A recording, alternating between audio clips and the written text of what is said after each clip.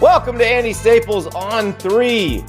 We got a Dear Andy show, your questions answered. And in fact, I brought a friend in to help me answer your questions. Ralph Russo, the Associated Press, the keeper of the AP Top 25, national college football writer for the world's largest news gathering organization.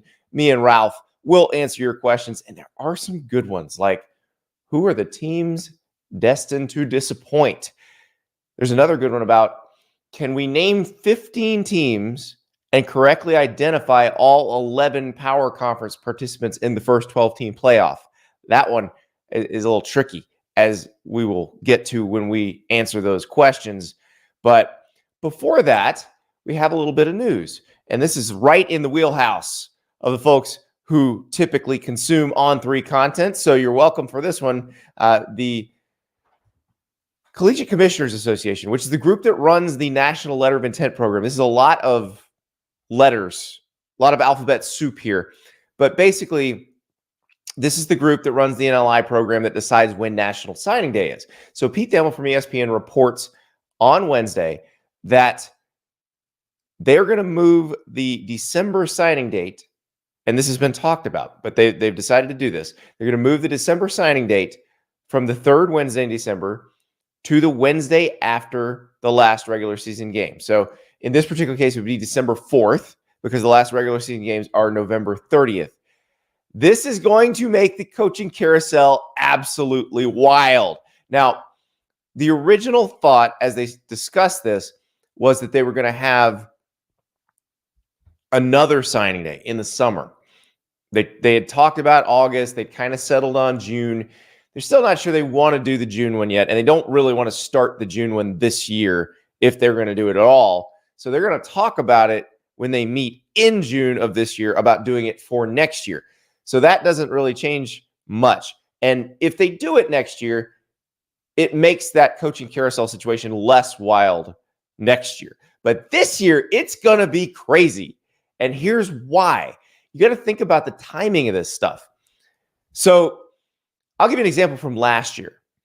Mike Elko, Texas A&M's new head coach, he was hired on November 27th. Remember all that stuff that went down on the last day of the regular season where it looked like Mark Stoops might get the job, and then it shifted as the night went on, and they wind up hiring Mike Elko. He's there the next day. So like Saturday is the end of the season. Sunday, he's there. Duke didn't hire a head coach, didn't hire Manny Diaz till December 7th. So here's the timing of this.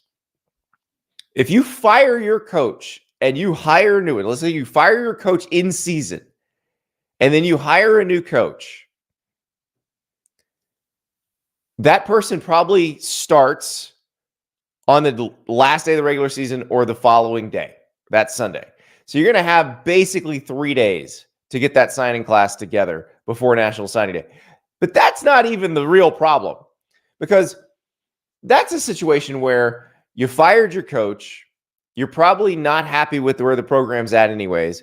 You're going to probably take a lot of transfers in this class. You understand you're going to have a new coach. You were planning on having a bridge class anyway. So that's not as big a deal. Plus, you still have some time. You have like 3 days. For the next school, though, it's a problem. Because think about this. Why did Mike Elko get hired from Duke? Because he was doing a good job at Duke. Duke was doing well. Duke was outperforming its normal expectations. And no coach goes into a situation going, well, I'm going to get another job at the end of this season, so I'm not going to recruit. No, you're recruiting as if you're going to be there the following year. So you're going to have a full class. So you're going to lose your coach. You're going to have a full class. And then you're going to have no coach on National Signing Day, which means you're not going to get much of a class unless, obviously, you turn around and hire somebody in 24 hours. So it is going to be a wild coaching carousel. First of all, if there's a coach who starts the season on shaky ground and loses some games, that person's not making it to Halloween. That school's going to want to fire that coach, going to want to get in line, make sure they have the option to get more candidates, have a broader candidate pool. But they're probably going to hire a coach who's winning right now, who's doing very well. That's the school that's going to really get screwed by this. And there will be a few, because they're bopping along thinking, we got a good coach, we're doing great.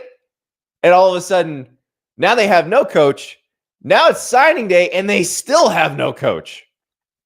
Now, perhaps the way college football has changed, it blunts the impact of this, because usually when a coach takes over, you are dealing with a lot of transfer portal guys. You're going to take a lot of transfer portal guys because you do want to kind of reshape the roster in the way you want it to look, and you want to be able to plug those guys in pretty quickly.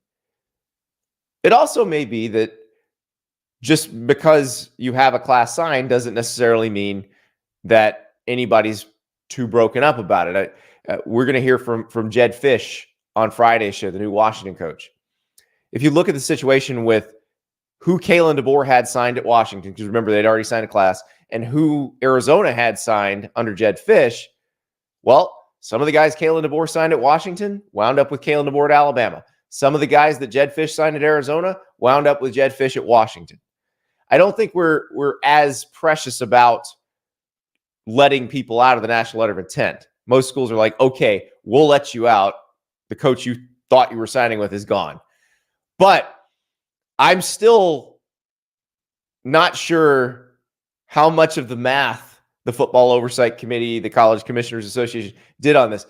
I know they think this is going to make coaches' jobs easier. I think it will make it a little easier, because they will get the signing class signed before the transfer portal window opens.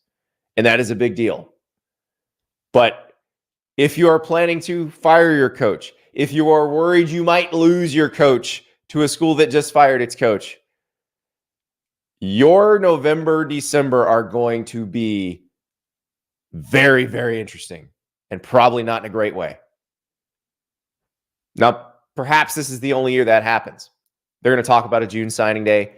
I think a summer signing day would be helpful. I don't know that June is necessarily the right month for that, but that way you've got classes signed, you've got this stuff figured out. Collectives, or, well, we don't even know if collectives will be handling all this stuff in the next few years. It may be athletic departments are handling all the NIL stuff anyway, but those deals may be worked out already. And players may decide, I like my deal. I like this school. This is where I want to go. It doesn't matter who coaches. And that would be fine. All of that stuff could be communicated and worked out.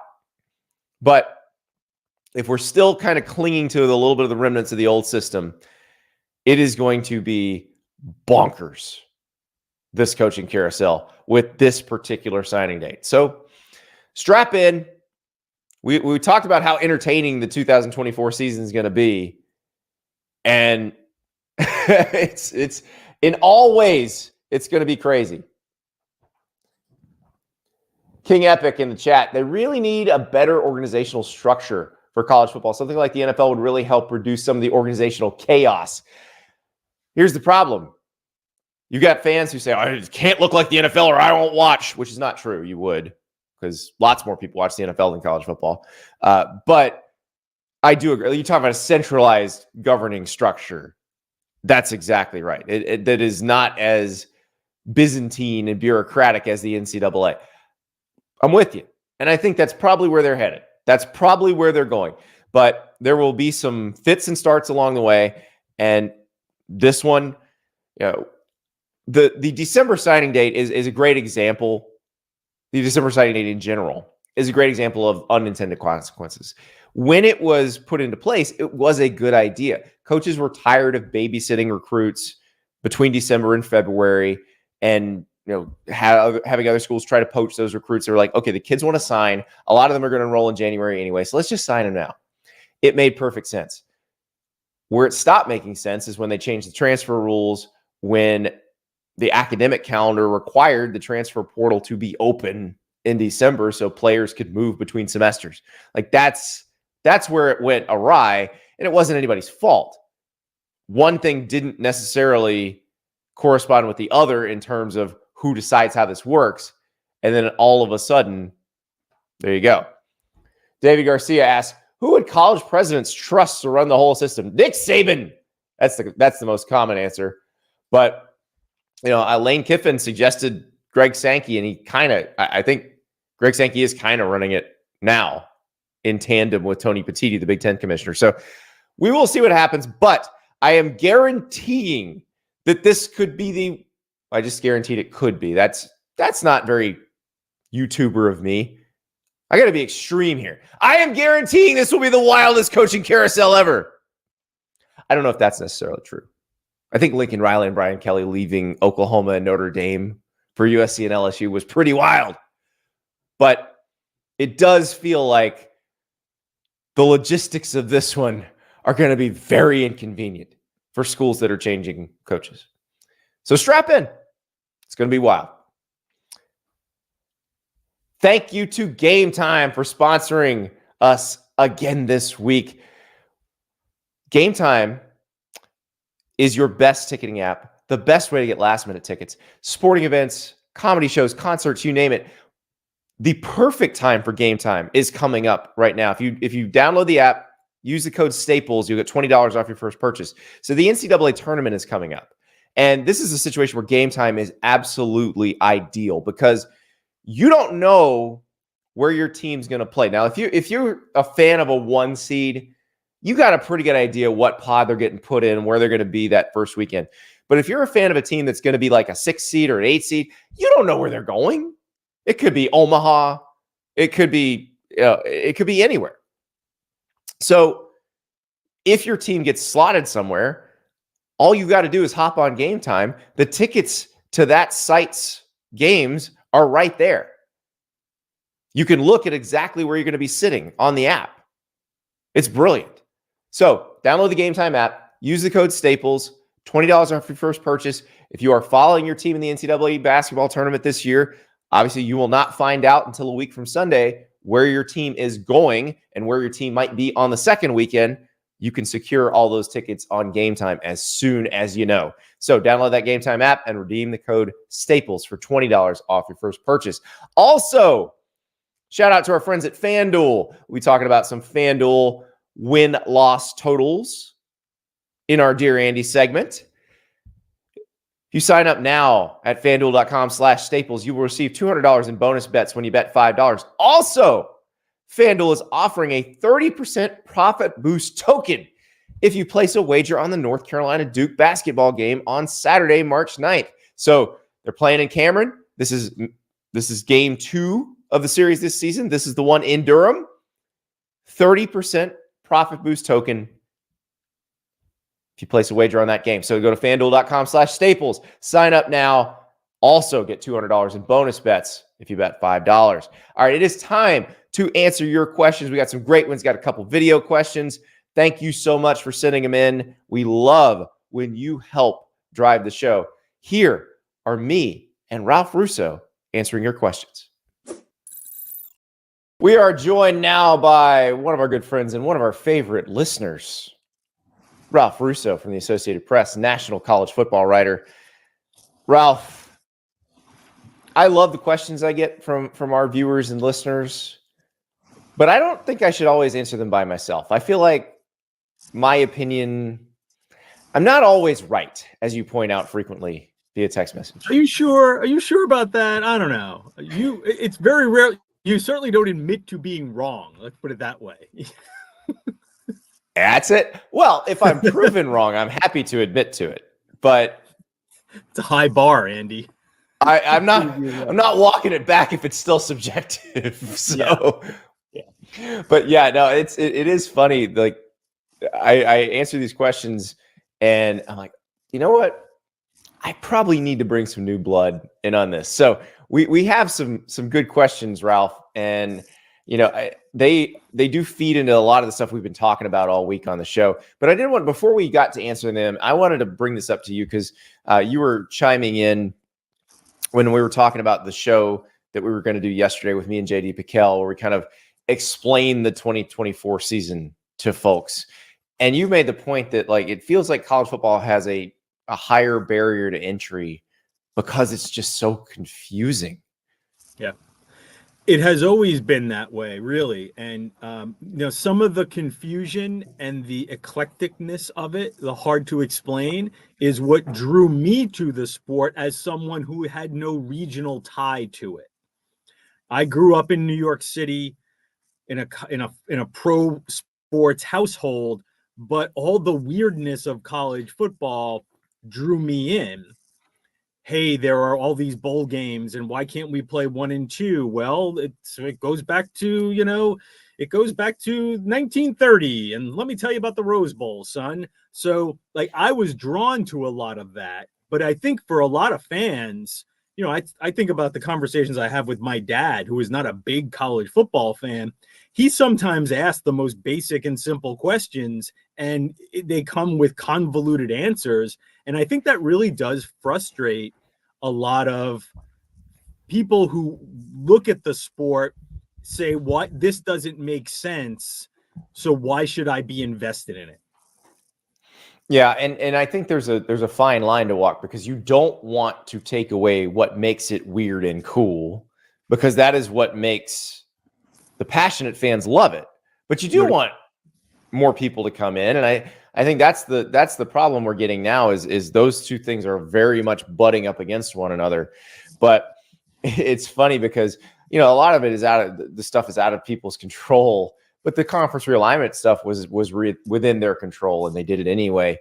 And it's just going through it yesterday was wild to me, because it occurred to me again, like, how much is changing right now. Like, is it going to be recognizable to us in 2024 once the season actually starts? My guess is even though we live it and study it and write about it and have to report on it, that even we might be underestimating it. I think that the two of us might be texting each other one Saturday during the middle of the season going like, wow, this is even more than I thought. This new landscape is even more dramatic than maybe I thought it would be. Starting a lot with just what are the benchmarks for success, right? Yeah. I know we'll talk about that when it comes to super leagues and things along those lines, but I think we might be underestimating to a certain degree how much things have changed. I would also say one other thing though, Andy. I'm always very hesitant to be the guy who pushes back and complains about change, because at 54 years of age, I realize that, there's a whole bunch of folks younger than I am who will only know this version of college football, or haven't grown attached to the version that I love. And they're going to look at the new version and think, this is awesome.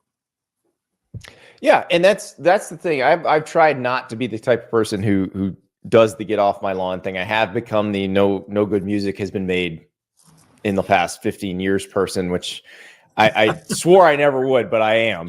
So I'm trying not to do that with this.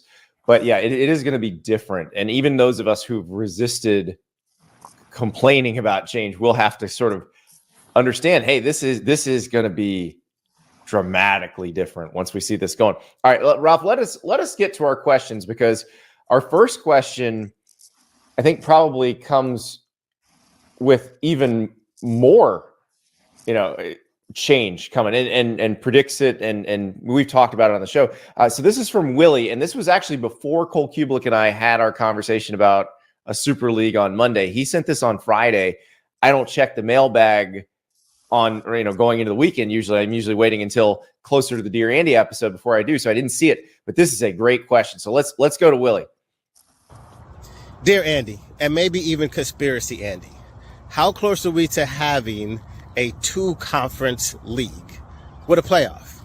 So let's say we have a Northern Conference, we'll call it the Big Ten, and we have a Southern Conference, we'll call it the SEC, and each of the conferences has 4 divisions.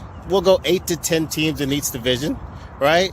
And for the playoff system, at the end of this regular season, the top 2 teams in each division play.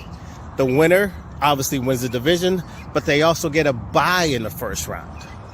The loser still makes it in, and they get a home game for that first round of the playoffs. And to keep it more interesting, the third and fourth place teams play each other in each division, and the winner gets in, the loser is out. Once all the games are settled, all the first place teams get reseeded based on their rankings, and then all of the runners up get reseeded based on their rankings, and then those last 8 that get in get reseeded based on their rankings. I'm terrible at math, Ralph. How many people are in that playoff? Okay, I think 3 times 4. I think 24. Okay, Maybe. so similar to the FCS playoffs. Yeah, I think it was 24, which actually makes sense if you think that it's a 60, because it sounds like he was working with about a 65, 66. Yeah, he's working with the power conferences in Notre Dame. Yeah. I think he prefaced the question by saying you've got the Big Ten and the SEC, but I think he's talking about they would play off, to fill their 3 auto bids, or how many auto bids they have each, and then everybody else was going to get in too. I'm not sure I can work with this one, because I don't think I can explain it to anyone. Like that's my only problem. The reseeding, and I know the NFL reseeds, but it's hard enough to explain that to someone who doesn't understand it. Like if you had this many teams, it would be rough. So here's what I liked about it.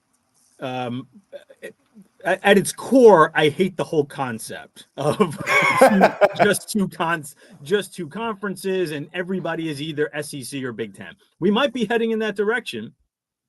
You know, as you and Cole said, and I talked about this with your former colleague and my friend Nicole Auerbach on my podcast, the AP Top 25 podcast last week. Do we have Super League and we don't even know it? Like, is Super League here, but we're just not aware of it? But that's besides the point. I don't love that concept as a whole. What I do like is if you do this by division, what you're sort of doing is recreating conferences, right? Because if you're doing 8 to 10 teams in a division that are regional, it's almost like you are having the SEC and Big Ten banners above these mini conferences that go back to being regional, and then those conference playoff, those divisional playoffs that he's talking about become like conference playoffs. I've actually thought that could be the future of college football, that at some point these conferences become so big that they actually have to roll back the expansion. And it doesn't mean recreating the Pac-12. It means recreating a Western sub-conference within the Big Ten. So kind of like where what was our guy's name there? Willie. I kind of like where Willie's headed at as far as that's concerned, that these conferences become so big, you end up recreating regional sub-conferences within them. Yeah, and I think that's what's going to happen.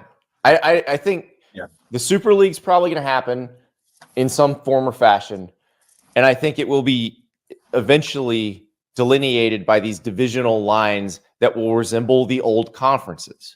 That there will be 8 teams from the Atlantic coast that will look like the ACC before it all, before they added Florida State would be that's what they were, an 8-team conference.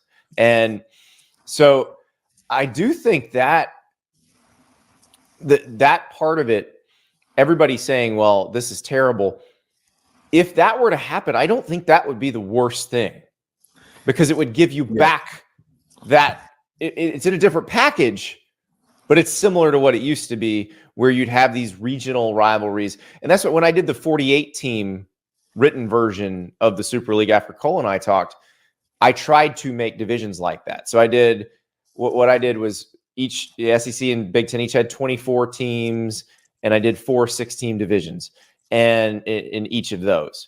And so you had 8 6-team divisions that were really 8 mini conferences, where everybody was kind of a rival. A lot of them were rivals already, or have been rivals in the past. And so I think that would make a lot of sense. And your rivals are fairly close to you geographically. Like, that's how it grew out of the ground before all of this. So Sure. I mean, I'm I for think that. that would be the I think that would be the best case scenario for this idea of a super league. Again, that you get this sort of strange retro look, right? Where Yeah. yeah, we're kind of back to the future here, where we've grown so big, now we have to get small again.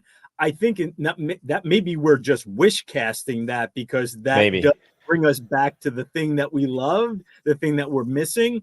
I think the fear is what you end up getting is really more consolidation. And now, we've talked about this before, Andy, like the next step might be not the conferences getting bigger, but the top tier, the top layer of the big conferences saying, you know what, we're out of here.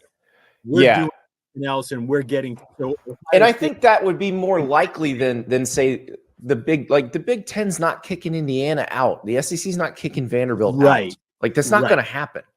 Right. It's not a kicking out as much as the biggest schools, the biggest brands, the most wealthiest move on and leave the rest behind.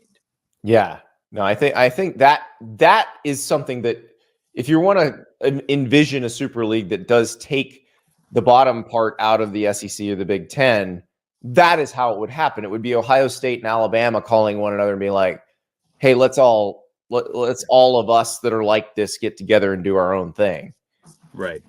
And that would, So, I mean, that's the thing I think I fear. Again, I like Willie's idea, because I think it gets us to the point where we are salvaging some of what we liked, and we are salvaging some of the history here, the things that have made this great before.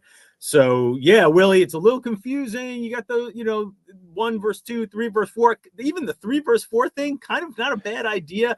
I like the 3 versus 4 for the system, and I think Ross Dellinger's mentioned this before as a potential outcome if the 14-team playoff happens and the Big Ten and the SEC were to get 3 automatic bids. That you might have a 3-4 game to see who gets it, but I don't think that works if you have at-larges and the 4th team might get in anyway. Like you have to create these stakes of the loser goes home. It's one of the to generate the drama. Yeah, it's one of the problems with the latest CFP machinations that we're talking about that are just eye-rolling, maddening, audacious, greedy, completely unnecessary, is they are making tweaks that are not necessarily creating. I mean, they could, you're right, there could be layers of this where then within your conference, you're reacting to the national playoff and creating some stakes within your conference. But this thing seems to be a Frankenstein of like, well, we're going to do AQ here and this auto here, and we're going to diminish the value of this championship game, but maybe not that one. And when should we even have championship games? It's definitely not in the interest of college football as a whole. I mean, every one of these proposals that's come out, I've said, okay, what did they actually mean here? Are they holding this out there so they can pull that away to get something they really want? Because the 1 and 2 buys for the SEC and the Big Ten in a 14-team playoff clearly would be to protect their conference championship games, give their conference championship games meaning that the other ones don't have. It's too naked. It's too naked. Having more automatic bids than the other 2 quote unquote power leagues, too naked. Like you can't stack the deck so publicly. You can do it behind the scenes with your revenue share, but you can't do it that publicly. Yeah, you can't predetermine we are better in a way that is sort of anti-competitive. Again, think about if you're the really good ACC teams that we all think of as having a national championship level ceiling. Right. Well, the ones who have won national championships. We saw Florida State screwed in the 4-team playoff. Yeah. Florida State this past year in Miami to a certain degree. Yeah, right? You're essentially screwing again, with this, which is why they want to get out. Yeah, and right, and you're also creating this perception is reality situation, which it is. And when you recruit your athletes, perception is reality. And if we are deeming you less than, and you are in that conference that is now being predetermined to be less than, how do you recruit if you are even at the top of that conference? Mhm. You can make up the differences in budgets. There are creative ways to do that. They're also just simply being smart and really good at your job. You can create, Yeah. you can close the gaps when it comes to budgets. But when you But are not when it's written predetermined into the that- format. not when it's predetermined and essentially legislated in. Yeah, that's what our friend David Hale, who covers the ACC for ESPN, brought up a great point the other day that I hadn't thought about it this way, but as soon as he said it, I was like, oh boy. He said, it may sound like a victory for the Big 12 and the ACC to get 2 auto bids if that's what happens. But if the SEC and the Big 10 get 3, then you are essentially admitting you are a second-class citizen. Yeah, and absolutely. if I'm Florida State's lawyers, I jump all over that. Yeah. Well, that's a little bit of a different argument, but yes, I do understand that as far as blame and who's to blame there. But he is absolutely right. You cannot allow yourself to be deemed as second class. It's pure marginalization. And the funny, but I think he is right in the sense that you might be guaranteeing yourself better than or the same thing that plays out organically. In other words, when we get into this thing, you might end up with the ACC regularly getting 1 or 2, and maybe 2 is good to lock in if you the chance you might get 1. But my point is, that goes back to why I'm so frustrated with the Big Let it 10 happen organically. Yeah. It will just let it happen. Let it happen. I don't want to open up Pandora's box here, but that's essentially, it's also the SEC and the Big 10 basically saying we don't trust the selection committee. Exactly. That's another, and I think you either lean into the selection committee or you create a super league with balanced divisions where you can have objective selection criteria like the NFL. Like one or the other, but not a mishmash of 2. Yeah, you're trying to mash the 2 together and it's becoming just untenable. And to get back to our original point, it's doing exactly what this expanded playoff wasn't supposed to do. It's making it more complicated. We are again making this stuff complicated. Yep. Why do we always have to make things complicated in college football? Let's uncomplicate, Ralph. Let's talk about actual football. Cool. Let's go to a question from our friend Nathan.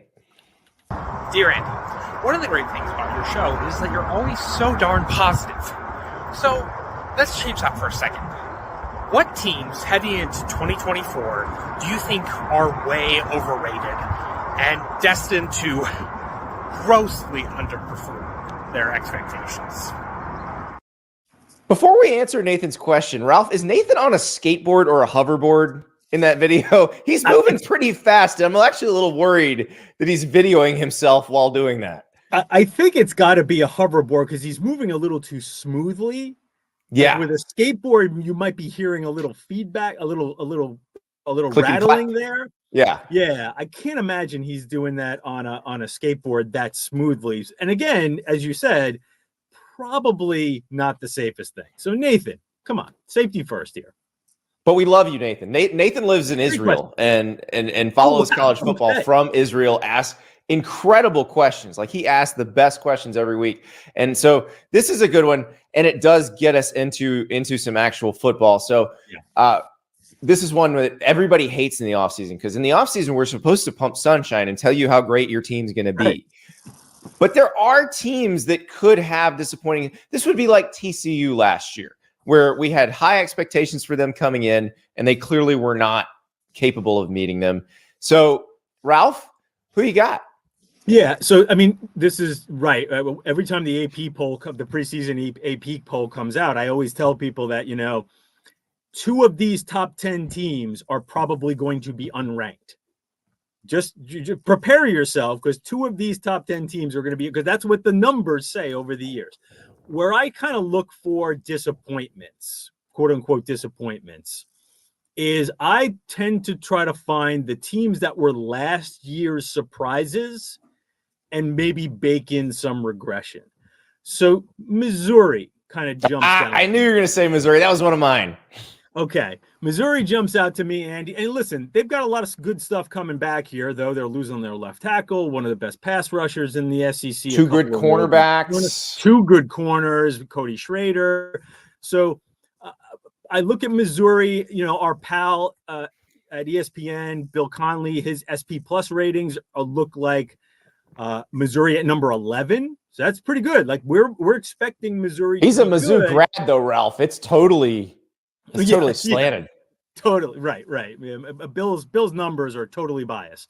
So I'm going to bake in some regression for Mizzou and think that while they'll probably start the year as a fringe top 10 team, that's a team I could see only maybe winning 8 games, especially in a new bulked up SEC. Their schedule isn't crazy over the top, but it's pretty tough.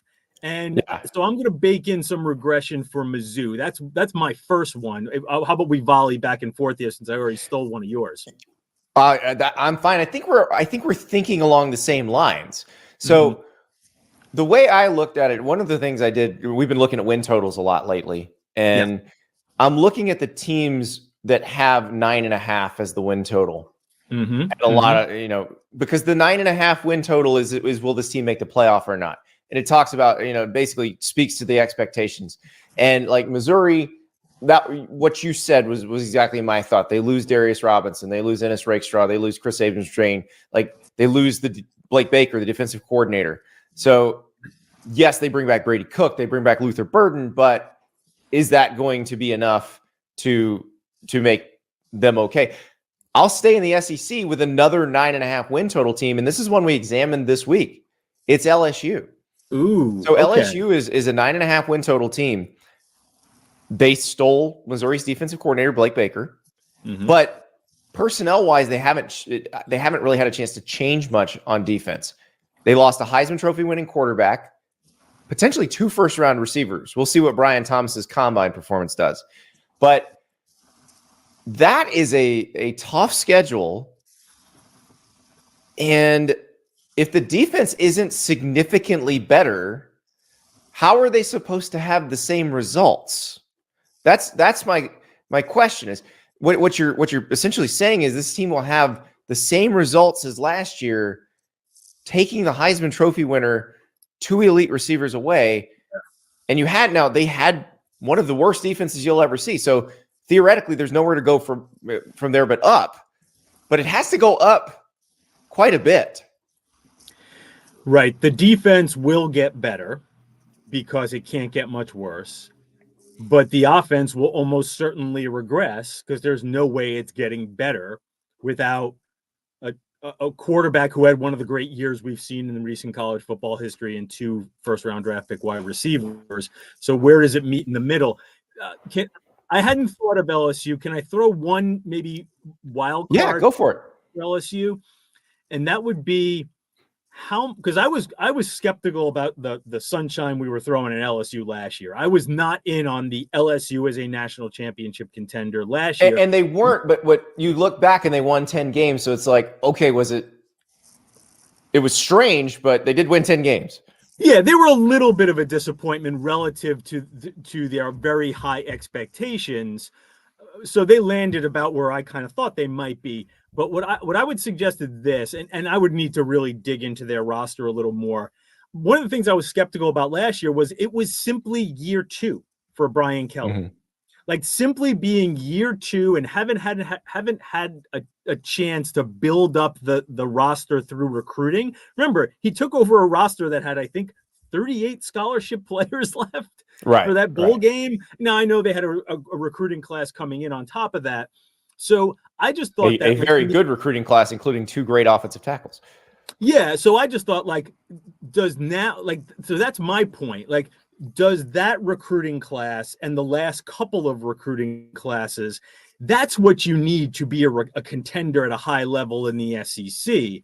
So are they moving away from, God, we're patching all these holes with the portal players like we did last year with the secondary, and that did not work. So does that balance off a little bit? The fact that they've now got 3 recruiting classes under their belt, does that balance off a little bit of the regression of simply losing, this all-world offense? Yeah, and I'll be curious to see what they do. Brian Kelly's year 3s have historically been very, very good at his previous stops. So, but they got to be better on the defensive line. They've got to be better at corner. That part I see no evidence that it's been fixed yet. So I'm going to need to see that on the field. So that's where I feel like 9.5 is a very high win total for them. I'll throw two more at you. These are my two Big 12 co-favorites. So I'm high on these teams, but I can see a path where for one of them it may just fall apart. So and that's one of Utah these is I'd had one of these two, I guess. I'm guessing. Yeah, Utah and Kansas State. Like Utah gets rising back. Those are my two Big 12 favorites. My other Big 12 favorite that I have on this list is Arizona. Oh, yes. That one, I feel like expectations are tempered because Jedd Fisch left. That's a good point. So if they drop off, I don't think anybody's going to hold Brent Brennan responsible for that or hold Noah Fafita responsible for, like, it's not the same. Fair enough. Okay, so I'll give you the floor back on Utah and Kansas State then. Yeah, so Cam Rising comes back for Utah. I think Brant Keithy's going to be back. They should be able to walk into the Big 12 as the best program in the Big 12. This should be a return to the Utah at a level that won 2 consecutive Pac-12 titles. And that's easy to say and hard to do. And I say this believing that Kyle Whittingham is one of the best coaches in America. And but I think either them or Kansas State probably is going to underperform, mostly because the rest of the Big 12 is good. Like, everybody's solid, and some of these teams are straight up good. And it's going to be hard to win 9 or 10 games in this league. It goes back to Bill C's, if you look at his SP Plus projections, right? Like, there is no Big 12 team, I believe, in the top 15. But there are just a ton of Big 12 teams between 17 and 35. In fact, they're almost all between 17 and 35. And it goes back to a lot of what you've talked about before, about how, like, the new Big 12, what's going to be cool about the new Big 12 is its balance. And the fact that a lot of these teams look similar, not just on the field look similar, but I mean, like, are truly built similarly as programs. Maybe that changes over the course of time. Can I throw one more at you on my list that doesn't fall into my model? It's more of an LSU. I mean, this is probably an obvious one, but Michigan, right? Michigan's lose probably a lot. I understand the expectations will be lowered, but I still think that they will be a top 10 preseason team, maybe back end of the top 10, but they will still be a top 10. And I could really see Michigan going 8-4 next year. Between the coaching change and all the players being lost, like, that's a rough combination, and the schedule ticks up. Schedule's hard. Their draw compared to other Big 10 draws is difficult. Yeah, they get Oregon, USC, and what now? Listen, USC and Washington. We'll see what's going on with them. Washington, they're in a rebuild, so I'm not even putting them in this conversation because they're in such a massive rebuild. But nonetheless, I just think the even compared to the lowered expectations of Michigan, and I haven't seen their win total. I should probably look it up real quick. 9.5. So they're another one at 9.5. I could see them being like 8 wins, and maybe if they get a little unlucky, who's playing quarterback for Michigan, Andy? Maybe even a situation where they win 7 games, which of course is not going to be a great look for Sharon Moore. But I think people have to look at the context and understand all the turnover there, and compounded with a tougher Big 10. So, yeah, Alex Orji, saw some photos of him working out the other day. He looks like $1 million bucks. But it's unclear whether he wins the job or is it somebody younger, or is the starter for Michigan not on the roster right now? There is another portal season coming up. There is another portal legit question. So I just think there's so much turnover there that I could see things getting weird at Michigan. And again, I think that would send Michigan fans into a panic, but don't panic. I do think Sharon Moore knows what he's doing.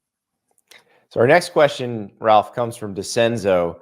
And I love how DeCenzo in his Twitter bio has the Mike Jones phone number in it, which is very impressive. A nice callback. If I let you name 15 teams, could you nail the 11 major conference playoff teams for 2024? If not 15, what is a good number? Obviously, a better question for August, but I'll forget to ask by then. No, DeCenzo. It's a great question right now. All right, Ralph. We can start listing teams, and I think you and I will probably be able to match on like 7 or 8 right off the top of our heads. Yeah.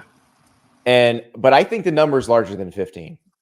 I think the number is larger than 15 too, because I think there's a lot of, why the number is maybe larger than 15. In other words, we would need 15, right? I think it's because we actually are walking into a season where there's uncertainty at Alabama. We are walking into a season where there's uncertainty at the national champion, where the team that played for the national championship just had a coaching. So the things that would make, hey, okay, I feel confident about this team, I feel confident about that team, so many of those elements are gone, right? I mean, imagine the idea that I would put Alabama on my list of 15. Right, because you think they might be able to make it.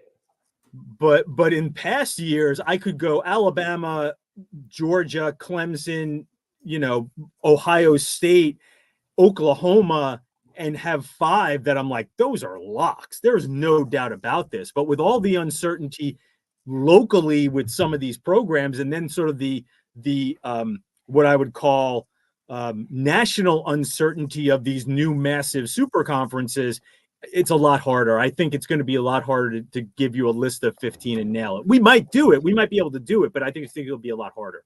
So I've just done the Big Ten and the SEC. I'm going to ask you if I should put this team on the list or not. Should I put Oklahoma on the list? Is there a path where Oklahoma makes the playoff? They went 10-2 and beat Texas last year. I mean, if I was getting my choice of 15 teams, it would be hard for me to leave Oklahoma off that. But again, that context of yeah, they were a lot better last year, but this is a completely new ball game for Oklahoma. And by the way, they had a pretty easy schedule last year that they got themselves right on, right? They had a get right season at Oklahoma that was aided a little bit by some scheduling breaks. So, listen, the Oklahoma-ness of Oklahoma will always lead me to giving Oklahoma the benefit of the doubt. And I tend to be a big brands, be safe, go with the bigger brands because they've shown the track record to do it. But that's a good one of oh man, yeah, is Oklahoma on this list? I'm not so sure. Well, like I said, I've already listed 15. I just typed out a list of 15 just in the Big Ten and the SEC, which means I've probably got 4 or 5 in the Big 12. If the Big 12 is going to get 2 in, I'd say there's 4 or 5 teams that I can name right now that might be those 2. So that now my list is at 20. I haven't even gotten to the ACC yet. The ACC is going to have 3 or 4 on the list. I think 24 or 25 might be the winner. And you know what? That's awesome.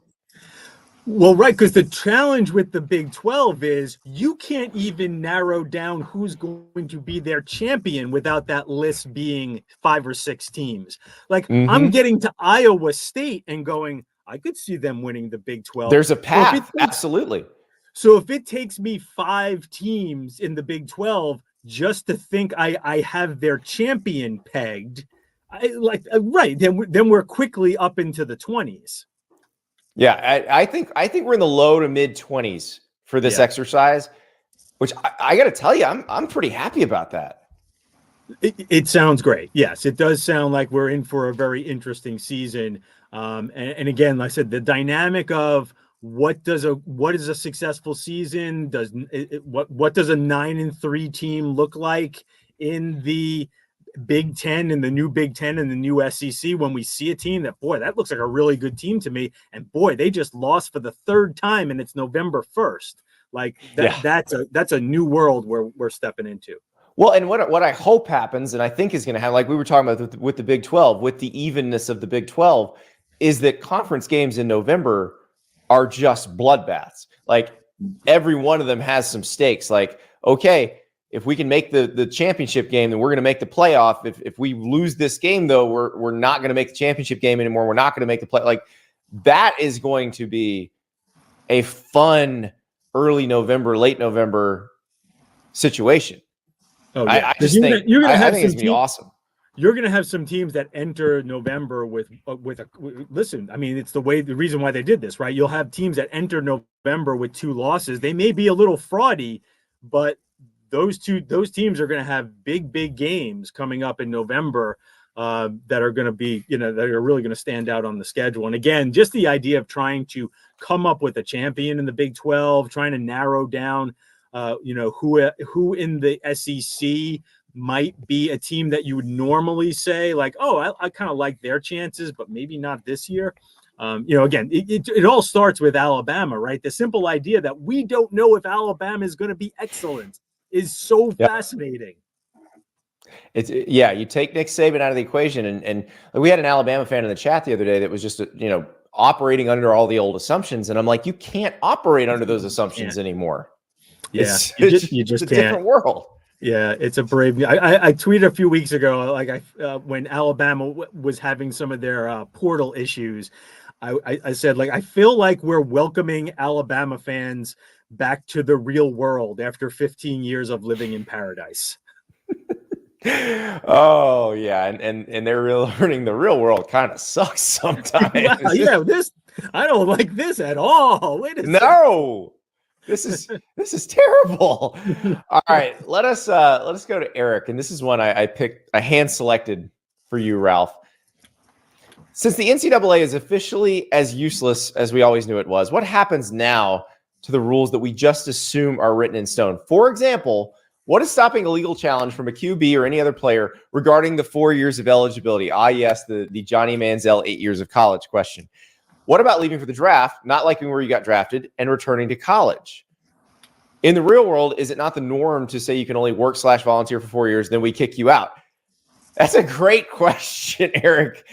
And it also brings up the do they have to be students thing.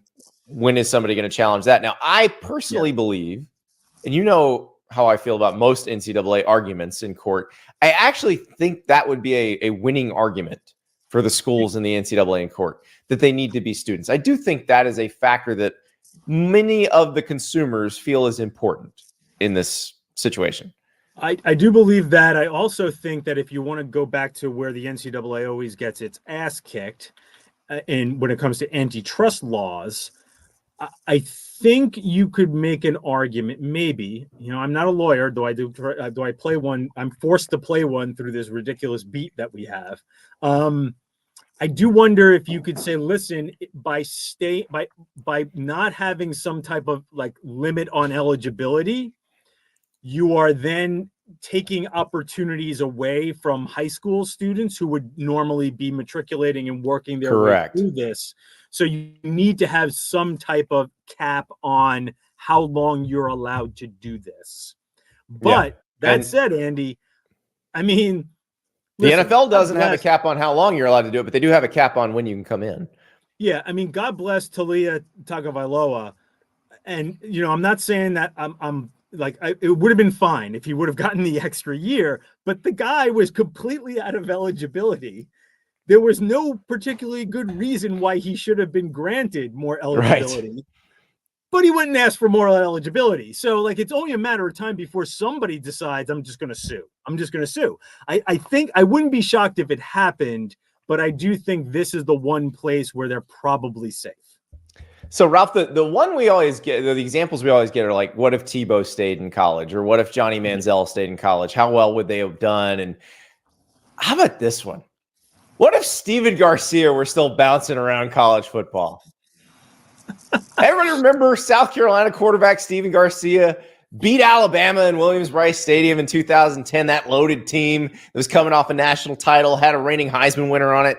Steven Garcia could still spin it. He actually coaches quarterbacks down in Tampa now.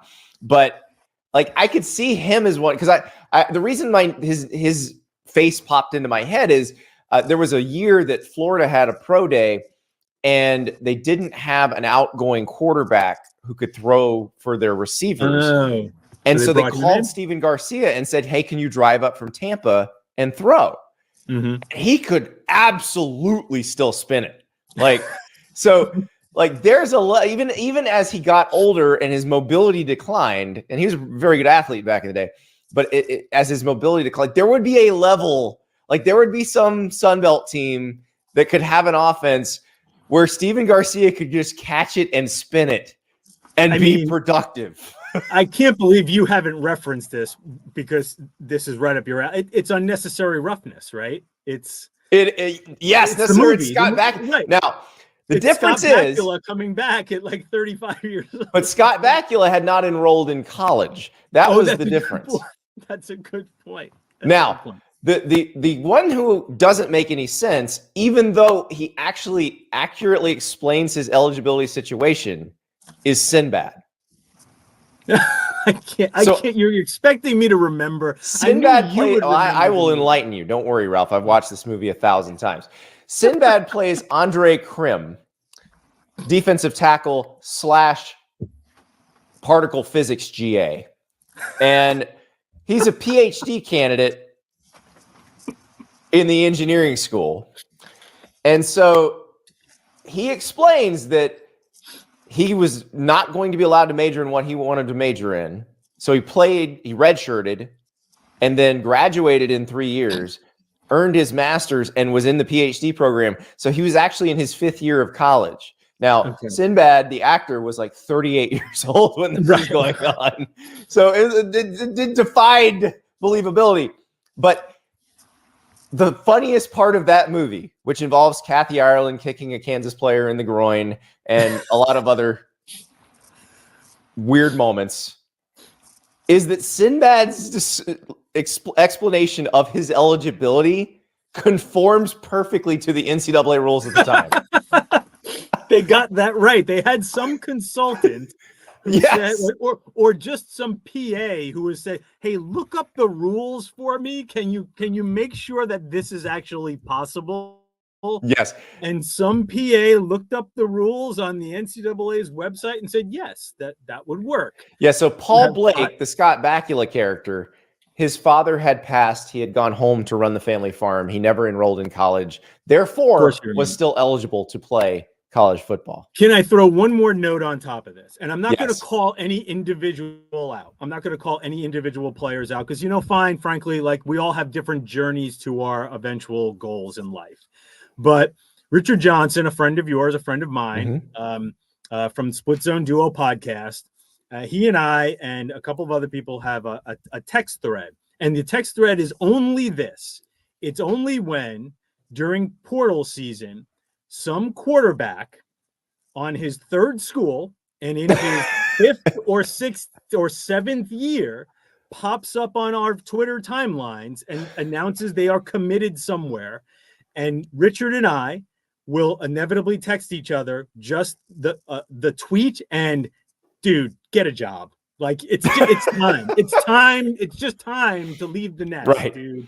Like there is a pharma company that will allow you to rep them. It's time. Dude, right. It's time to move to transition to, your car dealer salesman stage, whatever it is your other passions are in life, brother, it is time to move on.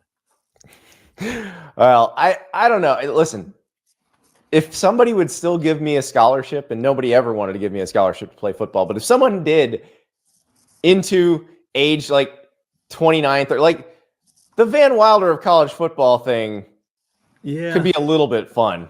No, I do get the appeal. I do get the appeal, and I'm being a little tongue in cheek, so I do get it. Listen, again, we all mature differently. Go for yours. 7th year senior, 8th year senior. What's the kid, McCormick? McCormick, the tight end from who just 9th year. 9th year.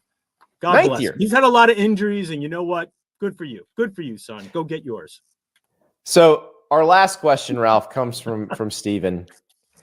And this is a good one. I really do want to get your opinion on this because it stems from a conversation that Tyler Horka, who covers Notre Dame for us, and I had about relevance versus success. Right. So this is what Steven asked. Dear Andy, when you and Tyler were talking about how Notre Dame and Nebraska, in this context, particularly Nebraska, have maintained national relevance through tough times, it made me wonder what schools do you think reside in the same territory as Nebraska, still relevant despite not being in the chase for championships recently, as well as a school with the potential to make the jump to join the schools in consistent national relevance. So the first one that came to mind for me in terms of, I think if you mention this school to most people in the country, they still say, oh, that's a big time football school. Miami. Miami has not been able to win the ACC titles, has not made college football playoffs. But if you see the U on the helmet, it still means something to you. Just as you see the N on the Nebraska helmet, it very much still means something to you. Yeah, you have to have such a deep, rich history of success, maybe some cultural relevance, which of course Miami has too. I mean, Miami, in some ways, Miami's success corresponded with an era of college football and signaled sort of the changing of the guard in college football writ large, right? Miami was this burgeoning program. So there's a lot of relevance and again, the history of success. And plus it's also not that long ago, right? Like Minnesota used to win a lot of national championships way back when, but we're so far removed from that. I don't think they necessarily belong in this conversation. I think the list is pretty short. Like the Miami was the first one that came to mind for me. Like Georgia Tech, I don't think is on the list anymore. I think they were at one point. Could UCLA be that to a certain degree? Because UCLA is a very big brand, I think, and but I think it's more well known basketball. I think the basketball part of UCLA's tradition is more relevant to this conversation of like who stays where. In other words, what I always tell people in covering and doing this beat for 20 years is there are a handful of schools that are interesting when they're good and even more interesting when they're bad. Right. And I think Miami also fits into that category. Miami absolutely fits into Nebraska. that. You know, we can tell a bunch of like Nebraska, like the story of Nebraska being unable to get back to what it once was is incredibly fascinating. Now, I will say this, when does that run out on Gretzky? At what point? It has to, right? If they can't get off the schneid. Yeah, I mean, we grew up with Nebraska greats, so we'll always be interested in Nebraska and whether they can return to glory. But at a certain point, our generation will hand it off to another generation, and all of a sudden, Nebraska will be Minnesota, right? Yeah. Nobody remembers when they were good. Look at the grainy footage of Lawrence Phillips and Tommy Frazier, right? Which again makes me feel ancient, but this is reality. Well, there was no HD at the time. It is pretty grainy.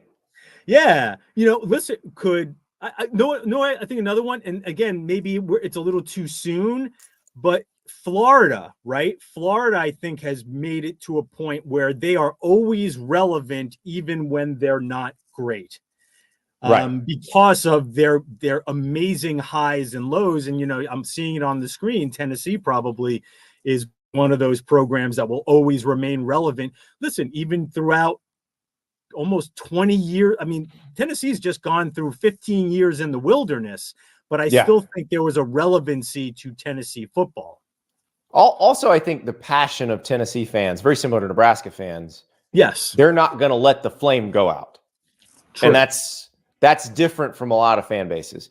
The second part of Steven's question I find just as interesting, and I think you mentioned a team, you mentioned Florida, which fits into this. So Florida, the real success of Florida started in 1990 when Steve Spurrier got there, went through, the Urban Meyer era, but they've had good years. But you're right. 40 years from now, they'll still be considered a big-time college football school, even if they don't get back to consistently winning again. Mm-hmm. Another one that I think now fits into that category. Now, it is competitively relevant at the moment. It is currently relevant competitively. So this is more hypothetical than anything else. I think Oregon has ascended to the level where if Oregon dropped off for 20 years, Oregon would still be considered a big-name brand. I think so. Yeah, and Oregon is such a unique program. And I use that word like I think definitionally correct, right? Oregon, right. I don't think Oregon has another true comp in that it was a program for years and years and years with zero history. Like Oregon had no history before what we remember. It was well known in its region, but like going to be hard pressed to find people who remember watching Oregon in the 80s or watching Oregon in the 90s unless they're from the Pacific Northwest. Yeah, they just didn't have a whole lot of national significant victories and success on a national level. And then all of a sudden they become a rocket ship where they are now a national program that plays for big national championship, not just championships, but in big national things, right? Yeah. And I think that's happened now long enough that they have established, essentially we're looking at 30 years of this Oregon. I don't know where somebody would, somebody who's an Oregon fan would be better at this. Would you put the pin at the Rose Bowl that they played against Penn State? That was 1990. Help me out, Andy. That was 94. Yeah. I think that's where it starts. I think it starts in the Rich Brooks Bellotti era. Yeah. So now we're on 30 years of that. An entire generation or so of college football fans have grown up with Oregon being a big thing. So I think that lasts, that there's a tail on that, and that will linger on for probably another 20 or 30 years, even if Oregon were to hit the skids a bit. Right, which it doesn't appear they're going to do anytime soon. So no, there's nothing there. That's not happening. Certainly not in the very near future. Yeah, I think that's such a great question. And the Nebraska thing, like, it's hard for me, and I don't know how it is for you, but remembering Nebraska as the most dominant force in the sport, to see this, to see them not be able to get over the hump and even get back into a bowl. Like, they had the situation at the end of last year where they were one win away from being bowl eligible and just couldn't get it. And it's like, God, come on. And you look at their schedule this year, they should be bowl eligible. They should have it figured out. And it's like, what if they don't? So, listen, I grew up in New York City. I'm not a Nebraska fan. I really am not. But there will always be a soft spot in my heart for Nebraska because the Mike Rozier team that lost to Miami by the way, he was from New Jersey, who lost to the Miami team that in that all-time great Orange Bowl, that was my bring me to college football team. That was the one that really was like, wow, this sport is awesome. This team is awesome. So I am totally with you that, listen, I think it's fair to say Nebraska will never be again what it was at its Tom Osborne best, right? It's fair to say that because that was unbelievable. That was one of the all-time great programs. My example I always give is at my high school in our weight room. So in suburban Orlando, over the door that you took from the weight room back to the locker room was a list of the bench and squat maxes of Nebraska's starting offensive line. And that was aspirational to us. That was what we looked at every day to inspire ourselves. Like in suburban Orlando. They were a piece of sports culture, not just a great football program, because they were sort of this symbol of big, bad football, early Midwest football. And it's unfortunately, I don't know if it's going to come back to that level, but I don't even necessarily we've had this discussion before. Hey man, just be Wisconsin, just figure out how to get back to that level and we'll be more comfortable. I think Rule's got a pretty good handle on it at this point. And I think so too. If we're talking schedules, and this is another conversation you and I can have on your show or on my show another day, but schedule draws in the new era of college football are really interesting. And Nebraska got a good one this year. The Nebraska should be able to manage this one. And if they can't, then there's bigger problems. I hope so. Again, I hope so because, this sounds like an old guy thing to say. I think college football would be better with a healthy Nebraska. But that just might be because I long for the 90s. Because I'm getting old. Long for the 90s, Ralph. Grunge, the clothes were so baggy and amorphous. Yeah. Flannel. The music was so angsty. Yeah, angsty music was big for me. So I long for the night. It was my prime, Andy. I'm way past my prime. Well, we're going to throw on some Soundgarden, little Black Hole Sun, little Fell on Black Days, maybe some Alice in Chains. Hey, man, Pearl Jam. They're coming to the Garden. in September. I actually think they're coming during the week, and I'll be able to see them because usually if they come on the weekend, I'm a little busy during fall on the weekend. Well, there you go. Eddie Vedder bringing the 90s to you. Ralph, thank you so much. Thanks, Andy. The great Ralph Russo helping answer questions. We're going to do that every once in a while for our Dear Andy shows. We'll bring in some special guests to help answer the questions. I'm thinking one in our On Three family. Like, I want to hear Philip Dukes help answer your questions. I want Dukes the Scoop answering some viewer questions. So we're going to ask him one of these Thursdays if he can join us and help answer the questions, because I think he's going to be a lot of fun. I like having somebody else. It's just my opinion. You guys get tired of it. You know how I feel. There was a comment in the chat while we were talking with Ralph. It said, Andy, did you see the Oklahoma win total? Maybe I've been beating that a little too hard. Perhaps I have mentioned that one too many times. I don't know. But one more question before we go. And it is from our producer, River Bailey. River, what you got? All right, so spring break's coming up. Everyone's going out on their trips. Miami's released a video saying you can't go there for spring break, or you should go there. The city of Miami Beach. Yes. We should talk before we get to your question. Can we watch the city of Miami Beach's video? Let's do it. Hey, we need to talk. This isn't working anymore.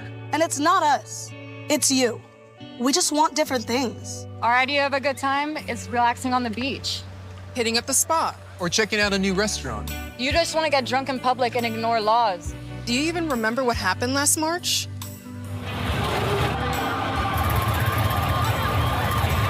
That was our breaking point, so we're breaking up with you. And don't try to apologize and come crawling back. This isn't safe, so we're done. And just so you know, we're serious. This March, you can expect things like curfews, bag checks, and restricted beach access. DUI checkpoints, $100 parking, and strong police enforcement for drug possession and violence. Whatever it takes, because it's time to move on. Maybe we can talk when you're done with your spring break phase, but until then.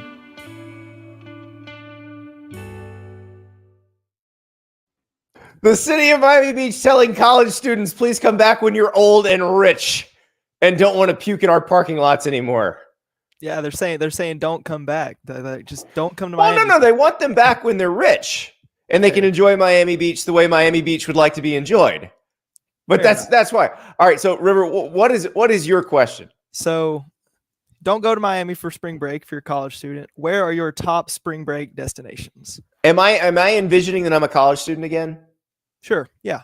Okay. This because it's different answers. Like, I'll give you an example. Like, now, old me, like, I wound up in a bowling alley bar the other night, and it was basically empty. There were huge TVs. There was a good draft beer selection. Essentially, that's my idea of heaven. So this bowling alley bar I was in would be my perfect spring break destination now. But when I was in college, okay, so I did 2 spring break trips in college. I went to Negril, Jamaica for one of them, and then did a cruise for another one. The cruise is a fun one if you can get a bunch of people together. Like, you need a huge group, though, and you need to know people you're with. And you also need to know that most of the other people on the boat are going to be spring breakers. You don't want to be there with a bunch of families. You don't want to be there with a bunch of older people. Like, you want basically the same age group taking over the boat, because that is a fun way to do it. Not so much if you are the only spring breakers there. So that's what I would advise on that one. The Jamaica one was fun. I'm not sure. I have not checked the State Department travel advisory website lately. I don't know if that's cool now anymore. It was awesome then.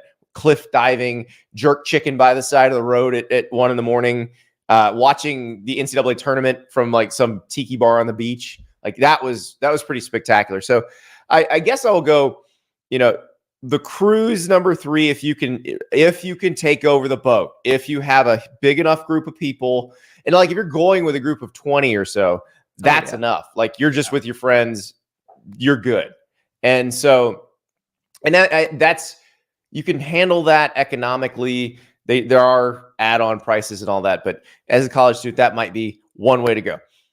Number 2, I'm going to stick with the old standby Panama City Beach because they're not kicking you out. They're not telling you don't come. Yeah. They're like, come on. We will enforce laws and that sort of thing, but we are not telling you not to come. And they appreciate that. Listen, college students are going to come down. They're going to enjoy themselves. It may get a little rowdy. That's fine. For my number 1, this is going to be a little geekier and a little different. Something I probably would not have realized when I was in college, but I'm saying this now. And obviously your spring break's going to have to match up with this. Although, like, if your spring break is next week, you could do it one way. If your spring break is the following week, you could do it another way. But it is my opinion that the first weekend of the NCAA basketball tournament is the best weekend in sports. It is the best time in American sports. So pick a region or a sub-region. So the first weekend, pick a site. Okay. And don't wait till Selection Sunday maybe to pick the site. Mm-hmm. Or don't wait till Selection Sunday. Just pick a random site where you don't know any of the teams. Like if your team's not in it, and just go. Just go have fun. You get the pick a Thursday, Saturday, because people will start rolling into town on Tuesday, and just go have fun. Or go to Vegas. Go to Vegas and hang and be in the sports books for the NCAA tournament. That would be the way to do it. If your spring break is next week, obviously conference tournaments. Pick a conference tournament in a location that you think would be fun. And St. Patrick's Day weekend. Exactly. But the St. Patty's Day on Sunday is kind of a killer. If your spring break ends on that Sunday, you're not making it back to school on Monday. So hopefully the schools that have spring break next week understand that nobody's coming to school on March 18th. Yeah. But that's the way to do it. So enjoy the college basketball aspect of it. I do think picking a college basketball road trip either to a conference tournament or to Vegas during conference tournament or NCAA tournament or to a random NCAA tournament site in a city that you just want to go have fun in. I think that's the way to go. That would be the most fun way, and it would be a story that you keep telling over and over again. And look, you can go to the beach later.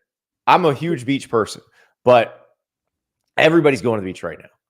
This is going to get you around some really fun people, and you may see something cool. Like one of the highlights of my professional career is covering the tournament regional in Tampa in 2008 when there were 4 double-digit seeds that won on that Thursday.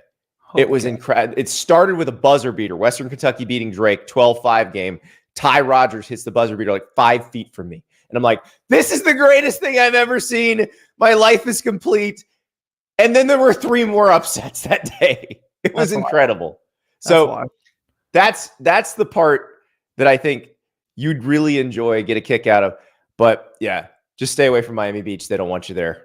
Great question, River. I appreciate it. Just go to Fort Lauderdale. Just go to Fort Lauderdale. You could just go to Fort Lauderdale. Although, again, they're going to feel the same way about you. Having spent some time in Fort Lauderdale in the last few years, they don't like you either if you're puking all over their beaches. But listen, I've had a beer or 2 at Quarter Deck. I know things can get a little out of hand sometimes. I understand. All right, River, we got a big show for everybody tomorrow. Washington coach Jedd Fisch joining us. Great interview. He's in a very unique situation where he's taking over a team that just played in the national title game, but will barely resemble that team next year. Fascinating talk. And of course, we'll get you updated on everything going on in college basketball as we hurdle into the final weekend of regular season play in the power conferences. We've got tournaments going on in the mid-majors, tournaments next week in the power conferences, and Selection Sunday coming up on St. Patty's Day. It's all happening. Talk to you tomorrow.